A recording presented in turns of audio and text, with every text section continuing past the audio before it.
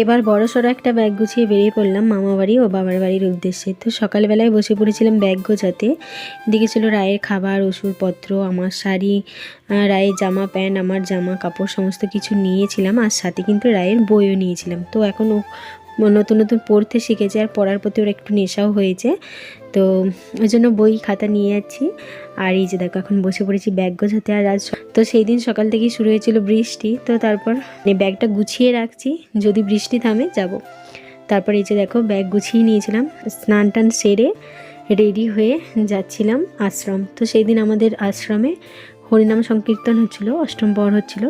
তো ওখানে আমি, রায়, মা তিনজনে মিলে রেডি হয়ে যাচ্ছিলাম। তো আশ্রমে চলে আসছি, আর অনবরত বৃষ্টি পড়েই যাচ্ছে, দেখো চারিদিকটা কতটা বৃষ্টি হয়েছে। আর এই যে এসে ভগবানের দর্শন করলাম। আর এই যে সবাই এখন খেতে বসেছে, সাধু সন্ন্যাসীরা। তো তারপর আমরাও খাওয়া দাওয়া করে বাড়ি চলে আসছি। তখন ঘড়িতে প্রায় 3:30 বাজছিল। তো রেডি হয়েই ছিলাম, তো আর বেশি দেরি করিনি, আকাশটা বেশ পরিষ্কার হয়েছিল। সেই সময় বেরিয়ে পড়েছিলাম মামাবাড়ির উদ্দেশ্যে।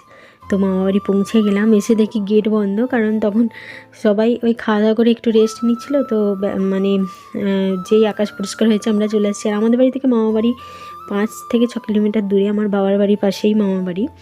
তো তারপর মাও গোপাল সোনাকে নিয়ে আসছে, তো গোপাল সোনাকে গোপাল সোনার আসনে বসিয়ে দিল। আর এই যে আমরা এসে বসে আছি।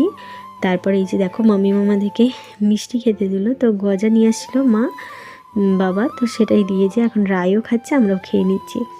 তো তারপর এই যে দেখো মাসিমণিরাও চলে আসছে, মাসিমণি ভাই মাসিমণি দুজনেই চলে আসছে। তো সবাই মিলে বেশ অনেক দিন মজা আনন্দ করা যাবে। তো তারপর সন্ধ্যাবেলায় আলুর চিপস ভেজেছিল মামিমা, তো বোন লবণ লঙ্কার গুঁড়ো মাখিয়েছিল, দিয়ে দেখো চা সাথে চিপস, সবাই মজা করে খেলাম। খেয়ে যে রেডি হয়ে আমরা এখন যাচ্ছি 24 প্রহর দেখতে। তো মামাবাড়ি আসার আসল কারণ হলো 24 প্রহর হচ্ছে, ওই জন্য তো সবাই মিলে বেরিয়ে পড়েছি। আর এই যে দেখো এটা হচ্ছে মামাদের শিব মন্দির।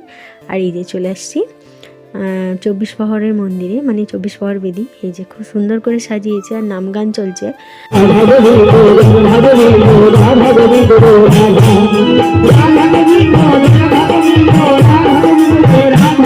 মামিমা বাতাসা ছড়াবে, তো এই যে দেখো বাতাসা নিয়ে এখন ভগবানের কাছে দিয়ে আসলো। তো আরতির ভগবানকে নিবেদন করার পরে তারপর বাতাসা ছড়াবে। তো আরতি শেষে এই যে মামিমা আর আরেক মামিমা, মানে মামিমার বৌদি, তিনিও আমাদের মামিমা, তো দুজনে মিলে বাতাসা ছড়াচ্ছিল। তো একটুক্ষণ ভিডিও করেছি, তার কারণ তারপরে বাতাস কুড়াচ্ছিলাম।